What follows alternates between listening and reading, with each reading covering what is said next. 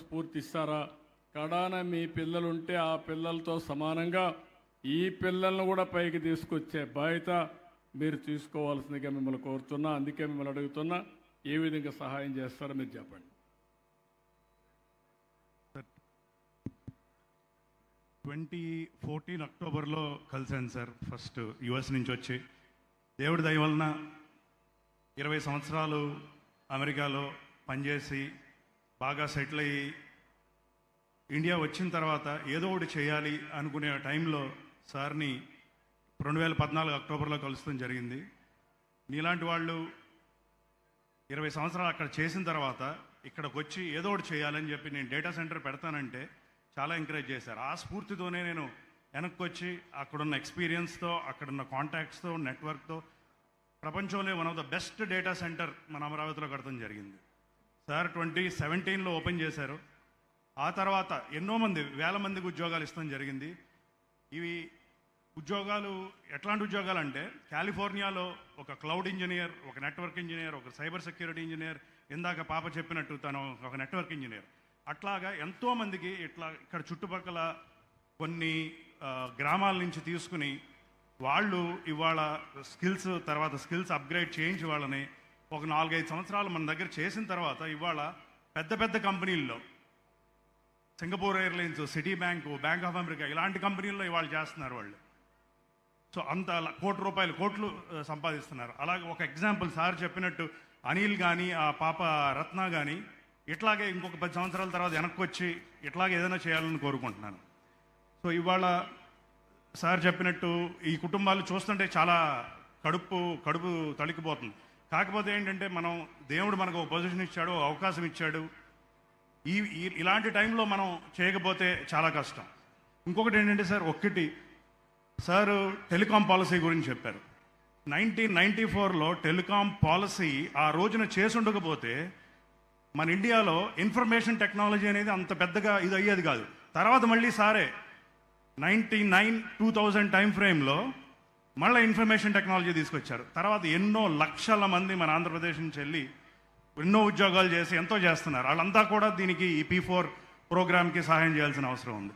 ఇంకొకటి ఏంటంటే 2047 విజన్ బంగారు ఆంధ్రప్రదేశ్ ఏదైతే సార్ ఇందాక చెప్పారో, దానికి ఈ P4 అనేది మేజర్ మైల్ స్టోన్, ఒక పెద్ద మైల్ స్టోన్ అవుద్ది.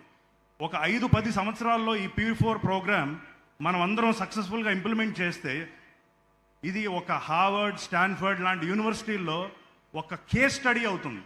ఇదందరూ మీరు గుర్తుపెట్టుకోండి. ఒక 5-7 సంవత్సరాల తర్వాత మళ్ళీ మాట్లాడుకుందాం. ఒక పెద్ద కేస్ స్టడీ అవుతుంది. సో మనందరి మీద ఆ బాధ్యత ఉంది.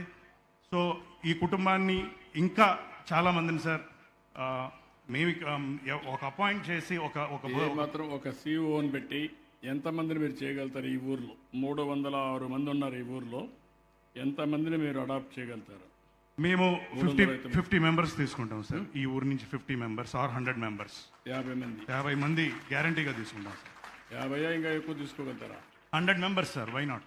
369లో మన మిత్రుడు కళ్యాణ్ ముప్పనేని 100 మందిని పైకి తీసుకొచ్చే బాధ్యత తీసుకుంటున్నాడు. ఆయనకు ఆ బాధ్యత చెప్తున్నా. ఇప్పుడు ఒక ఆడబిడ్డ ఉంది, రామ్మ, మైక్ ఇవా, ఆ మైక్ ఈ ఆడబిడ్డకి నువ్వు చెప్పమ్మా, నీ పేరు అవి చెప్పు, నీ హిస్టరీ చెప్పు.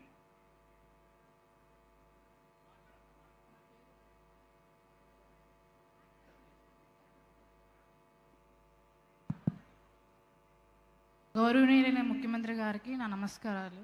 అలాగే నాకు ఈ అవకాశం ఇచ్చిన ఎమ్మెల్యే గారికి నా నమస్కారాలండి. నా పేరు గొడవర్తి స్వప్న.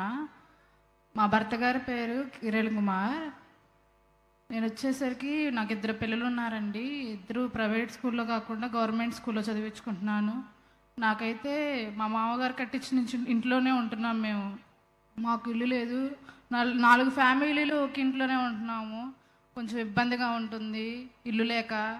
అలాగే నేను డిగ్రీ చదువుకున్నాను. నాకు ఎటువంటి ఉద్యోగం అనేది లేదు. ఎటువంటి పొలాలు, ఆస్తులు అయితే మాకు లేవు.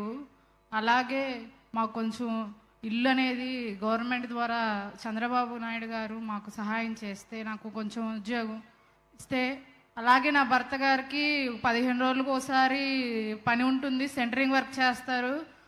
తనకి పని కొంచెం రోజులు పిలుస్తారు, కొంచెం రోజులు పిలవరు. అలాగే తనకి ఏదన్నా సెంటరింగ్ చెక్ అనేది ప్రొవైడ్ చేస్తే మేము కొంచెం బంగారు కుటుంబంలో కొంచెం ముందుగా ఎదుగుతామని కోరుకుంటున్నాను. మీరు మాకు సహాయం చేస్తారని ఆశిస్తున్నాం సార్. నీ పేరు స్వప్న కదమ్మా? గొడవర్తి స్వప్న సార్. గొడవరి స్వప్న. స్వప్న గారిని డేటా ఎంట్రీ వచ్చన్నారు. డేటా ఎంట్రీయే కాదమ్మా, నిన్ను తీసుకుని నీ స్కిల్స్ అప్గ్రేడ్ చేసి నిన్ను ఒక క్లౌడ్ ఇంజనీర్ని చేసే బాధ్యత నాది. Thank you sir. ఇప్పుడు ఈ అమ్మాయిని చూశారు, మీరందరూ గుర్తుపెట్టుకోవాలి. ఒక ఎస్సీ కుటుంబం, మాల కుటుంబం, అవునమ్మా? మాదిగ, ఎస్సీ మాదిగ కుటుంబం, డిగ్రీ చేసింది, కంప్యూటర్ డేటా ఎంట్రీ చేయడం కూడా తెలుసు. ఒకే ఇంట్లో 4 ఉంటున్నారు. చిన్నప్పుడే తల్లిదండ్రులు చనిపోయారు. దానివల్ల వాళ్ళ అన్నే ఆ అమ్మాయిని చదివిచ్చాడు. ఆ అమ్మాయిని చూసిన తర్వాత ఇప్పుడు మార్గదర్శి ఈయన వచ్చి ఒక మాట అన్నాడు, నేను నిన్ను క్లౌడ్ ఇంజనీర్ చేస్తానంటే దానిపైన మీరు ఒకసారి గుర్తుపెట్టుకోండి. అంబేద్కర్ గారికి ఆ రోజు బరోడా మహారాజు ఎట్లయితే సహాయం చేశాడో, ఈ అమ్మాయి మట్టిలో మాణిక్యం, ఆ మట్టిలో మాణిక్యానికి మార్గదర్శి.